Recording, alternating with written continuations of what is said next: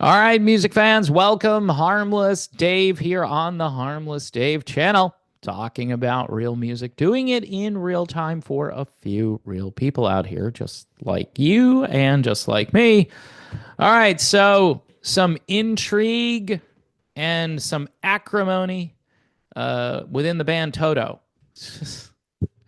And this story is fairly interesting. Before I get to Toto, here's a band. Again, if you like Toto, I'm going to put this stuff in the quality rock category. All right, that's what I'm calling it from here on going forward. I think quality rock is a much better term than boat rock or canoe rock or yacht rock or whatever. Hey, I was out on my canoe and I had my boombox and flipped it over. Page 99, for imagination's sake, right? This is I think this is their second album. And John Nixon, who is like the mastermind behind this, he was gracious enough to send me a copy. And he tends to keep me in the loop about what the band is up to these days. He'll send me a preview of what they're working on next. In all of the, we'll call it West Coast rock chat rooms and so forth, page 99 is a big deal. And they steal their name from the band Pages and Toto's song 99. You probably figured that out. Page 99. That was a good idea, though. That was a good idea for them to pick that name. So here's the deal about Toto. Toto bassist breaks silence on the threat he received from Steve Lukather. Steve Lukather is kind of a wacky character. I mean, he's really smart, and he seems a little ticked off, too, about the whole yacht rock thing, which I think he should be. He wants to know, by the way, Steve wants to know, where is my yacht? How come I don't? I mean, Steve, you should have a yacht by now, brother. I mean, come on. It's not about owning a yacht. It's about that you're supposedly listening to this music while you're, driving your yacht around, Lobby. So anyway, this guy, his name is Shem von Schroeck. I love that name. Former Toto bassist Shem von Schroeck sat down with the Blaze News. That's cool that the Blaze has a news department. That makes me feel good about life, that there is a counterbalance to all of the misinformation out there. But I'm going to try to be diplomatic and not talk about that. The bassist also revealed that he received a threat from Lukather. Received a threat. Not a physical threat, but it's still kind of interesting. Schroeck opened up about the difficult atmosphere within the band. He says, "This is the first time I've ever talked about this publicly. So this is kind of huge for me. First of all, the last year of my time with him, the infighting in the band just got toxic. He continued explaining his decision to avoid getting involved in internal band issues. I stayed kind of la la la la about it, meaning, just put your fingers in your ears and say la la la. I don't really hear what's going on. Apparently there were some legal issues with Jeff's widow, Susan. I think he's talking about Jeff Porcaro. And the head-to-head with Lukather wasn't my department, he says. I certainly wasn't hired in the band to have an opinion about anything. I was there to play bass and to sing and to show up on time with a smile on my face. But there was just hate and animosity going on. This guy won't ride in a van if that guy is in it. This guy won't share a dressing room with his."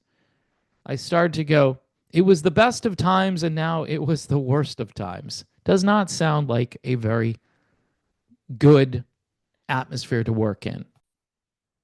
These older bands continue to impress me, by the way, with their level of dysfunction. That's why Journey and Toto are out on the road together, right? Journey and Toto. Yeah. Any more dysfunctional bands we can add to this bill? So anyway, in March of 2019, so this is a while ago, Schroeck decided to reach out to Lukather about the situation. "I wrote him a letter, a nice professional letter that I delivered in two forms. one by text and one by audio, and three it by land and two it. No, sorry. I guess things can get lost in translation, and the written word just wanted to be clear. Okay, or he wanted his written words to be clear. It was basically a cry for help, like, hey, we've got 3 months until the next run starts. I'm not sure I can continue with all this hate and stuff going on amid the band. It's hard for me. I'm appealing to the top to see if there's maybe a way that we can have a band meeting or something. Oh no, Mr. Von Schroeck, why did you do that? Why? Don't do it. You're supposed to just show up and play the bass and smile, remember? Um, he says the response that I got wasn't anything I expected to hear. I won't disclose all of the details because it's private. But my whole conclusion was, yeah, we need to fix this. We really need to. Let's see what we can do. Maybe we should see if we can work it out. Let me handle it. Nothing like that. It was, I'm paraphrasing. Now, this he's paraphrasing Luke's response to this. It was basically a threat. If you don't finish out the calendar year, and if you don't do what I say, your professional reputation will suffer. Wow. So essentially, he was probably going to blackball. Is that the right word? He's going to blackball this guy. You know, Luke, I'm pretty sure he's up pretty high in the food chain when it comes to different promoters and everybody that he knows within the industry. And he can put in a very bad word to make this guy's life miserable. So Von Schroeck here had to make a decision: quit or put your big boy pants on, finish out the year, hoping that maybe things would get better. He says it got worse. The bassist was in the band for only 2 years, from 2017 to 2019, but he contributed to the band's album 40 Trips Around the Sun. Though Schroeck wasn't involved in it, Toto and Lukather have been involved in some drama with other band members too, including a lawsuit. The lawsuit began in 2018 when Susan Porcaro claimed that Toto, owned by Lukather, and co-founder David Paich refused to account and pay for Jeff's interest in the Toto name after he died in 1992. Lukather said the lawsuit cost the band $1 million and a change in their lineup, leaving him as the only original member. So lots of turmoil. There is a link to this interview on the Blaze News tonight. And there's other stuff that this guy discloses having to do with a situation from January 6th, just out of nowhere. And I'm not going to go into that because I'm going to just play nice. All right. I'm going to be, non-political, but that looks to be a pretty interesting interview. So I will link you to it. The interview is on YouTube. So I am promoting YouTube by doing that, promoting stuff going on here on YouTube. All right. So page 99, quality rock. That's my designation. You heard it here first. You know what, folks? Seriously, if we can make quality rock go viral, because that's what this is. It's quality rock, Q103. All right. I told that story in another video. I don't know if I've even dropped that video yet, but this would be on. And please stop with the, oh, it's just call it yacht rock, man. It's good promotions. No, it's stupid promotions. Because who owns a yacht? Seriously. It's because you'd like to own a yacht? No.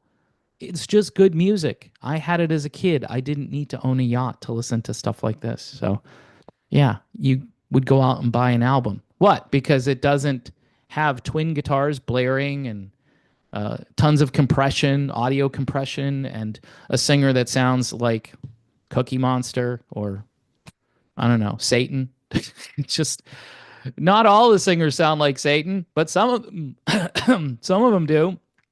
Sorry. Yes, I like guys who can croon, who can sing a little bit. I'm sorry. I mean, I know. Look, my tastes are evolving. If you look at the description of this channel, I'm an evolving music fan.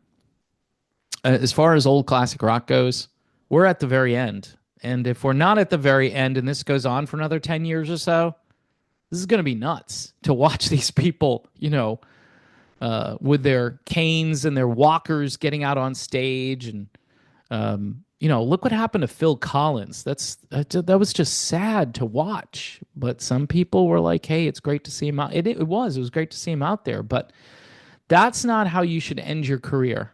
I'm sorry. With all due respect to the guys in the band Chicago who want to be up there and they just keel over on stage, I guess it'll be great for the people who are at that show and they have a cell phone and they'll get like 1 billion views on their cell phone video, but that's not cool. We need different music, and hence, here it is. Here's different music.